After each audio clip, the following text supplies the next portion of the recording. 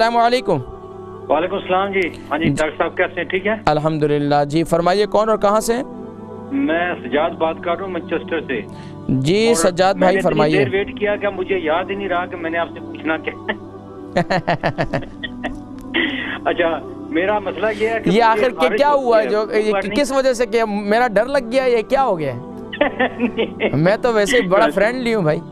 अच्छा हाँ अच्छा, सज्जाद भाई फरमाइए। सिर्फ मुझे ना सर्दियों में, गर्मियों में मुझे बिल्कुल खारिश नहीं होती। सिर्फ सर्दियों में जब ज्यादा हीटर लगता है ना, घर में अंदर रहता हूँ या गाड़ी चलाता हूँ, ज्यादा देर गाड़ी में रहता हूँ, तो यहाँ खारिश होती है मुंह पर, आंखों के आगे पीछे नहीं, बिल्कुल जो है ना ड्राई हो जाता है, सुर्ख हो जाती है आंखें और खारिश होती है ज्यादा।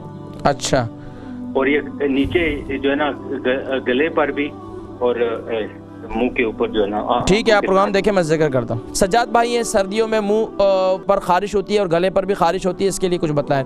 देखिए जी, सुभान अल्लाह, ये जैतून का तेल जो है ना, इससे आप इस्तेमाल करें। जैतून के तेल को जो है आप रात को सोते वक्त और ख़ास तौर पर सुबह जब आप उठते हैं, एक तो आपके चेहरे भी इंशाल्लाह रौनक हो जाएगा, और एक दूसरा काम यह करें कि अल्लाहु नूरुस समावाति वल अर्द, सूरह नूर की आयत नंबर 36 है, गालिबन 36 है। अल्लाहु नूरुस समावाति वल अर्द मथल नूरी कमिशकातिन फीहा मिस्बाह अल मिस्बाह फी ज़ुजाजा, आयत नंबर 36 जो है, अव्वल आखिर दुरूद शरीफ के साथ 3 मरतबा पढ़कर अपने चेहरे पर फूकें, और इसके साथ साथ फजर की नमाज की पाबंदी करें। और तीसरा अमल यह है कि वुदू बार बार करें, यानी कि वुदू के ऊपर वुदू भी करें या इस चेहरे को बार बार पानी मारा करें।